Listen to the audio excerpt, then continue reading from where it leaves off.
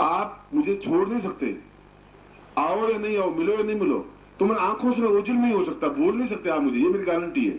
तुम मुझे छोड़ नहीं सकते, मेरे प्यार में कमी नहीं ला सकते, तुम्हारे मेरे प्यार में कमी नहीं आ सकती। तुम नहीं आ सको, ये मजबूरी है। एक तो यहाँ रहने वाला आदमी उस गर्मी में आ नहीं सकता, 45 डिग्री गर्मी में तो मर जाएगा आदमी।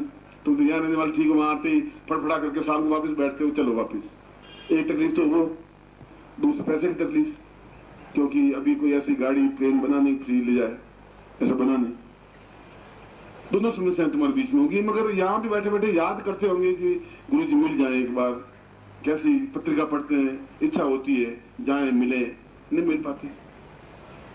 नहीं मिल पाते कि कारण ये है कि तुम में उतनी हिम्मत नहीं है, उतना साहस नहीं है जितना इन लोगों में है। वो भी तुम्हारे जैसे गरीब आदमी है, वो अमीर नहीं है, नौकरी करते हैं, कर्मरत नौकरी करता है मामूली, कोई करोड़पति नहीं है। मर्शद भी मामूली नौकरी करता है, ठाकुर भी इंश्योरेंस में नौकरी करता है। मगर उसके बाद नहीं, निश्चित है जाएंगे, देखा जाएगा, 200-500 खर्च होंगे तो हो जाएंगे, जाकर के एक बार मिल के आ जाएंगे, देख लेंगे। गंगा नदी में स्नान करेंगे, हरिद्वार जाएंगे तब स्नान करेंगे। अब हरिद्वार तुम्हारे यहाँ उठ के आने से रहा, तुम हरिद्वार जाने से रहे। और गुरुजी बहुत मान है, गुरुजी बहुत मान है, मेरी समस्या मिटाते नहीं है, गुरुजी हम क्या करें, गुरुजी आप मिटाते नहीं है। तुम गुरुजी को मिलो नहीं।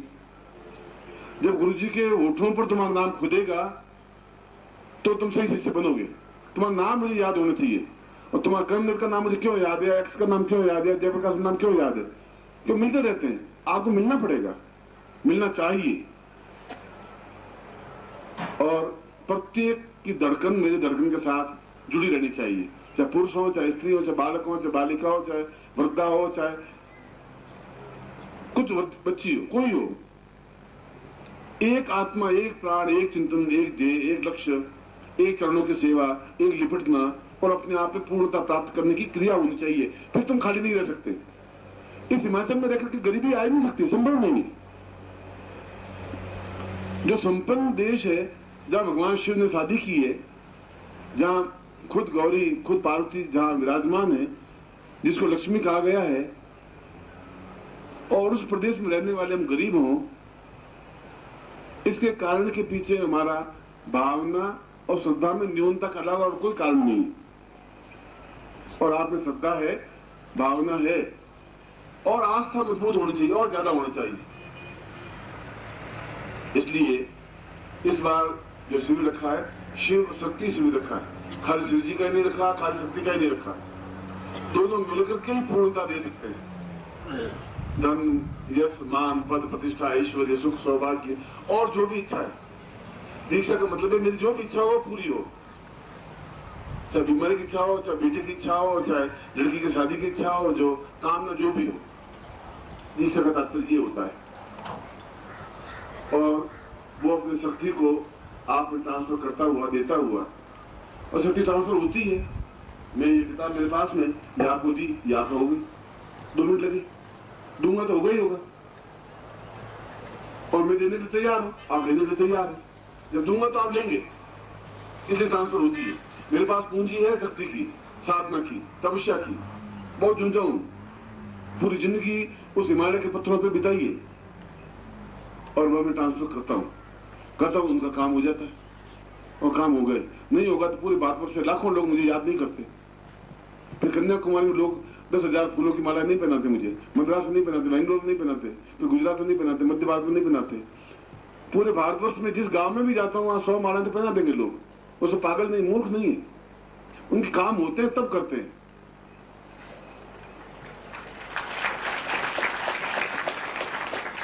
नकली चीज नहीं चल सकती। झूठ बोल के मैं कितना नहीं चला सकता हूं तुम्हें, कितने लोगों को बेवकूफ बना सकता, कितने दिन बनाऊंगा, 1 साल बना दूंगा, 2 साल बना दूंगा बेवकूफ, 50 साल तो नहीं बना सकता ना। जो 30 साल से जुड़े हुए वे मूर्ख 30 साल से मूर्ख नहीं रह सकते, 40 साल से मूर्ख नहीं रह सकते। जो 40 साल से पहले जुड़ा हुआ है वो भी आज भी जुड़ा हुआ है। उन्होंने देखा है, अनुभव किया है, प्राप्त किया है, एहसास किया है, उनको कुछ मिला है, उतना ही मिला है जितने उन्होंने विश्वास किया है, जितने उन्होंने श्रद्धा प्राप्त की है, जितना उनके मेरे हृदय में स्थान प्राप्त किया है, जितना मैं उनके हृदय में बैठा हूं। जितना कम मिले उतना कम प्राप्त हो पाएगा। ये तो आपसे लेन देन की बात है। जबरदस्ती मैं आपके मुंह में रोटियां नहीं डाल सकता। आप खुद खाने की इच्छा हो और मैं आपको देने की इच्छा हूं। इसलिए ये 3 दिन मैं आपके साथ में आनंद के साथ, प्रेम के साथ, मस्ती के साथ बिताना चाहता हूँ।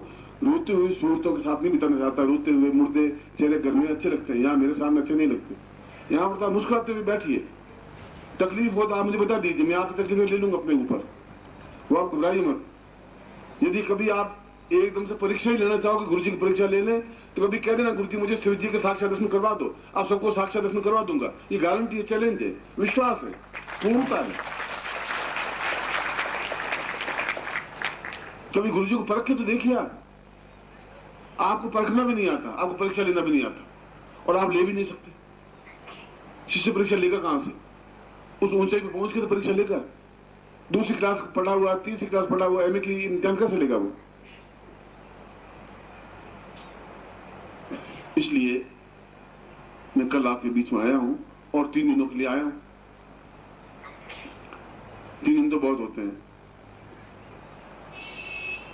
3 में 72 घंटे होते हैं और केवल 1 मिनट में बम गिरने से पूरा जापान का आधा भाग नष्ट हो जाता है। 1 मिनट इतना कीमती होता है। 72 घंटे तो बहुत है। हम मिले, साधना करें, मंत्र जाप करें, दीक्षा लें, अपनी समस्याओं की पूर्ति करें, और जो मैं साधना तो उसको पूर्णता के साथ करें। इसलिए ये सुबह का समय तो गुरु पूजन का था, गणपति पूजन का था। मैं अपनी बात कहने के लिए कि मैं क्यों आया हूं, क्यों मेरी इच्छा आपके बीच में आने की होती है, क्यों आप दौड़ दौड़ के मेरे सामने आते हैं, मेरे पास आते हैं, क्यों इतने प्यार से मिलते हैं, क्या आपका मेरा रिश्ता है। और ये रिश्ता शरीर का रिश्ता नहीं है, ये तो प्राणों का रिश्ता है। न तो आप मेरे बेटे हैं, न मेरे आप माँ है, न मेरे बाप है, न मेरी पत्नी है, न मेरे भाई है, न बहन है। ये तो रिश्ता है ही नहीं। शरीर का रिश्ता आपका मेरा नहीं है, प्राणों का रिश्ता है। आप प्राणों से जुड़े हुए, और प्राणों के रिश्ते टूट नहीं सकते, खत्म नहीं हो सकते। उनमें आंख में आंसू आते ही हैं, याद आती है गुरु की, छलछलाती है आंख, चरणों में लिपटने की जी करता ही है, एकदम से समर्पित होने की भावना होती है, क्योंकि उसमें स्वार्थ नहीं होता। इसको तो स्वार्थ होगा, इसको स्वार्थ होगा कि पिताजी मर जाएंगे तो 5-10 हजार मिलेंगे ही मिलेंगे। आपको तो भी स्वार्थ नहीं है। आप तो निश्चल भाव से जुड़े हुए हैं। ये बहुत बड़ी बात है, क्योंकि ये शरीर का संबंध है, ये प्राणों का संबंध है, और प्राणों का संबंध हमेशा बड़ा होता है। एक बार फिर आप लोगों को हृदय से आशीर्वाद देता हूं। आशीर्वाद क्या, पूर्ण हृदय देता हूं कि आपके हृदय में मेरा हृदय स्थापन हो जाए, कि मुस्कुराते हुए हम साधना करें, अपने जीवन की न्यूनताओं को पूरी करें, नाचें गाएं, और जो कार्यक्रम वशिष्ठ ने आप लोगों ने रखा है उस कार्यक्रम को पूरा करें। शाम को मैं फिर आपके बीच में आऊंगा, फिर जयप्रकाश चार से भजन बहुत अच्छे सुनाएगा, और इनके भजनों से लोग बहुत कैसेटें बनी है, लोग बड़े प्रभावित होते हैं। भोपाल में भी, उज्जैन में भी, इंदौर में भी, और जहां भी गए लोग झूम के सुनते हैं। हजारों की संख्याओं में, लाखों की संख्याओं में बैठे हुए आदमी मस्त हो जाते हैं, सुनते हैं। इसलिए वो सामग्री, यंत्र हो या माला हो या दुपट्टा हो, वो तो लेना ही पड़ेगा, मजबूरी नहीं है। मगर लड़ना है तो फिर तलवार हाथ में रखनी पड़ेगी। बिना तलवार के बस यूं हाथ यूं मार रहे हैं बस, अब उससे तो शत्रु मरेगा नहीं, उससे तुम्हें दरिद्रता मर नहीं सकती, उससे तुम्हें गरीबी मर नहीं सकती। गरीबी तो हाथ में तलवार लिए लड़ रही है, आप हाथ में फेंके जा रहे हो, अब उसे होगा क्या? उनके हाथ में तलवार है, आपके हाथ में 2.5 फुट की तलवार है, 5 गज की तलवार, 10 गज की तलवार, तब तो खड़ा होगा। साधनाओं के लिए जो आवश्यक उपकरण है वे आवश्यक उपकरण है, जो जरूरी है वो जरूरी है, जो चीज आवश्यक है वो आवश्यक है। उसको लेना या नहीं लेना वो एक सेकेंडरी चीज है।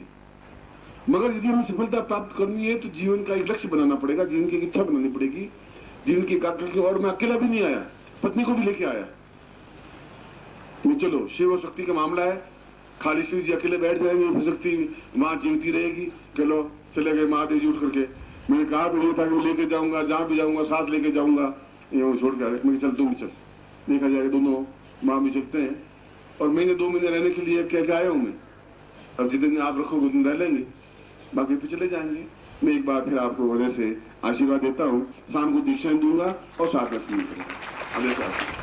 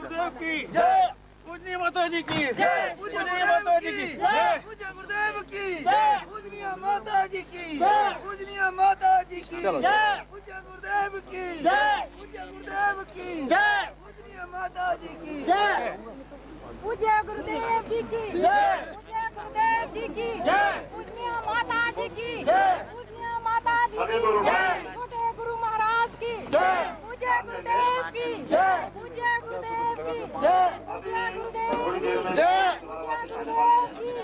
पूज्य गुरुदेव की जय, पूज्य गुरुदेव की जय, पूज्य गुरुदेव की जय, पूज्य माता जी की जय, पूजनीय माता जी की जय, पूज्य गुरुदेव की जय, पूज्य गुरुदेव की जय, पूज्य गुरुदेव की जय।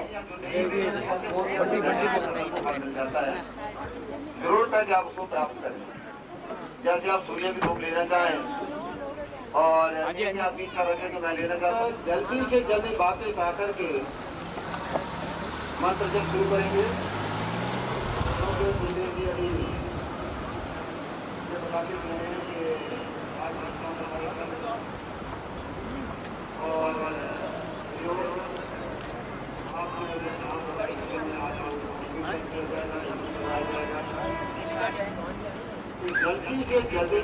तो जीवन पूर्ण सफल हो सकता है। वही पूजन अभी कुछ क्षणों में आप देखने जा रहे हैं। गणेश देवता है और गणपति शरीर में बहुत ही एक सुंदर और प्राकृतिक और भगवत कृपा से स्थापित नाड़ियों का एक गुच्छा है। 14 नाड़ियां इसे, ये नाड़ियां अगर जागृत हो जाएं तो 14 ब्रह्मांड जो शास्त्रों में लिखे हुए हैं, इनको ठीक ठीक अर्थों में हम समझ सकते हैं, क्योंकि प्रत्येक नाड़ी एक पूर्ण ब्रह्मांड को समझने की प्रक्रिया को व्यक्त करती है और इससे ऐसा होता ही है, इसमें कोई शंका की बात नहीं है। जो लोग ये समझते हैं कि शिविर के क्या अर्थ हैं, शिविर क्यों लगाया जा रहा है, शिविर का मतलब क्या है, मैं उनको समझा देना चाहता हूँ कि वो बिल्कुल इस बात को ध्यान रखें कि इसका एक एक क्षण कीमती है। कोई क्षण ऐसा नहीं जिसमें आप बेकार में यहाँ बैठ करके गप्पे मारते हैं या ये सोचें कि हमें वैसे ही मंत्र जप करने साधना या सिद्धि प्राप्त हो जाएगी, ऐसा नहीं होता।